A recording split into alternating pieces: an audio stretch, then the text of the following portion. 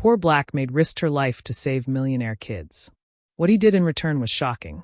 Hold on to me. Don't let go. Selena's voice cracked as smoke tore at her throat. She clutched the two children tighter against her chest, their terrified cries drowning out the thunder of collapsing beams above. The little boy, Marcus, barely 3, curly-haired, dressed in his blue cotton shirt, sobbed into her shoulder. It's hot, Selena. I'm scared. I know, baby. I know, she gasped, pressing his head into her apron. Close your eyes. Don't look. Beside him, Emma, a 4-year-old with pale blonde hair and a sky-blue dress, clung desperately to Selena's neck. Where's Daddy? She cried, her voice breaking. Selena's arms trembled under their weight, but she would not loosen her grip. Your daddy will find us outside, but right now it's just me, and I'm not letting anything happen to you. Do you hear me? The flames roared louder, licking down the staircase as plaster rained from the ceiling. The grand house was dying all around them. Selena pressed forward through the smoke, feeling her way toward the faint outline of the back door. Her lungs screamed, but her determination burned hotter than the fire. Marcus whimpered again. It hurts to breathe. I know, baby, she whispered, trying to keep her voice steady, though her chest ached too. Breathe in my shirt like this. She tugged his face against her shoulder, covering his mouth with the fabric of her uniform. Emma's tiny fists dug into her arm. Selena, please. I don't want to die. Selena stopped just long enough to press her forehead against the little girl's. Listen to me, Emma. You are not going to die. I promised your father I'd watch over you, and I don't break my promises. Her own tears spilled into the soot on her cheeks. You hold on, and I'll carry you through anything. Another crash split the air. The chandelier from the hallway came down with a shattering roar. Flames sprang across the floor.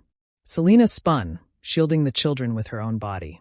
A burning shard scraped across her arm, but she bit back a scream, tightening her hold on them. Marcus sobbed harder. You're hurt. It's nothing, she said through clenched teeth. You matter more than me always. Step by step, she forced herself forward, her shoes stuck in melted carpet. The apron clung damp to her back, but she kept her eyes locked on the faint square of light ahead, the back door. Emma lifted her head just enough to whisper. Are we almost there? Yes, Selena panted. Almost there, sweetheart. Don't let go now. The smoke thickened, her vision blurred. She stumbled, knees buckling. But when Marcus whimpered, she dragged herself upright again. No. We're not stopping. We're not. Her shoulders slammed against the doorframe. She shoved with all the strength left in her, the old wood groaning before it finally burst open. Cool night air rushed in like salvation. Selena staggered out onto the lawn, coughing violently, tears and soot streaking her face. She dropped to her knees, still clutching both children. They clung to her neck, crying into her shoulders, their tiny bodies trembling. It's okay, she rasped, rocking them back and forth. You're safe now. You're safe. But Marcus's tear-streaked face lifted, confusion in his eyes. Why did you come back? You could have run. You could have left us. Selena's heart cracked. She cradled his cheeks in her hands. Because you're my babies. Don't you understand? Blood doesn't decide that. Love does, and I love you both too much to ever leave you behind. Emma's little hand brushed Selena's soot-streaked cheek. Even if the house burned forever. Selena pulled her close, kissing her hair. Even if the world burned. Emma.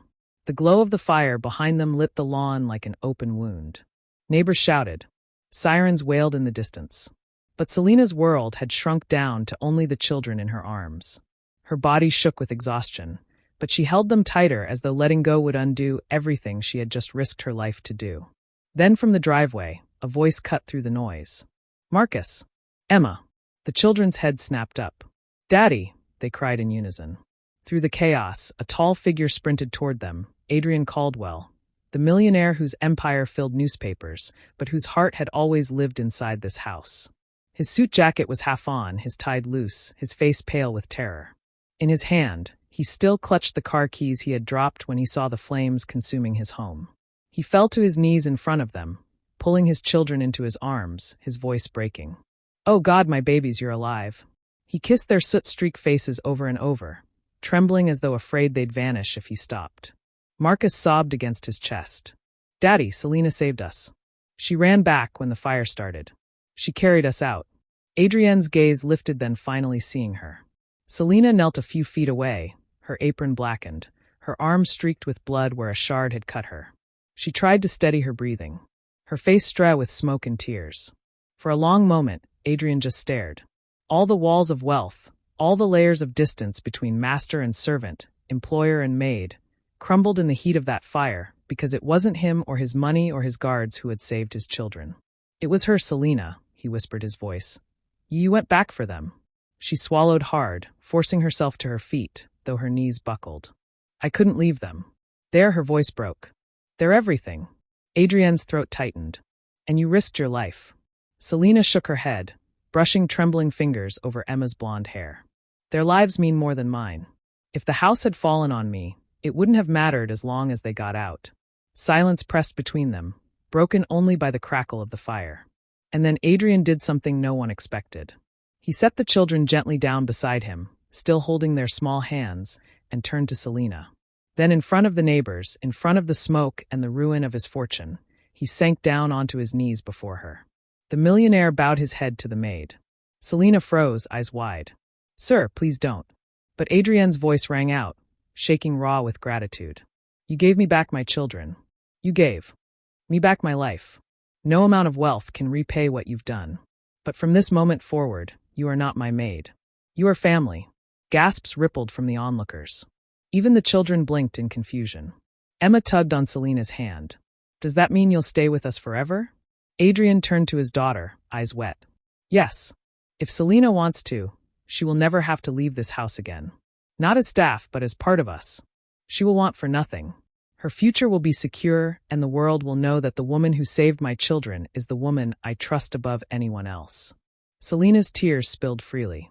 Sir Adrian, I never asked for anything. I only wanted them safe. And that, Adrian said, his voice breaking, is why you deserve everything. He reached out, taking her burned hand in his. I've spent years believing money made me powerful. But tonight proved I was powerless without you. You are the reason my children are alive. And I swear to you, Selina, I will never forget it. Marcus wrapped his arms around her waist. See, Daddy, she's our hero. Emma nodded through tears. She's more than a hero. She's our mom now. Selina's heart clenched. She knelt and hugged them both again, her body trembling with emotion. She didn't answer the word mom. She didn't need to. The way she held them said everything. Behind them, the mansion collapsed in a roar of flames, sparks soaring into the night. But in front of the ruin, a new family had been forged, not of contracts or bloodlines or wealth, but of sacrifice and love. And the man who had once thought he owned the world realized the most shocking truth of all. He owed his world to the maid who had risked everything to save it. If you enjoyed this story, don't forget to give it a thumbs up and hit that subscribe button for more emotional, dramatic, and unexpected tales. And let us know in the comments, where in the world are you watching from? We love hearing from all of you. Until next time, stay kind, stay curious, and keep watching.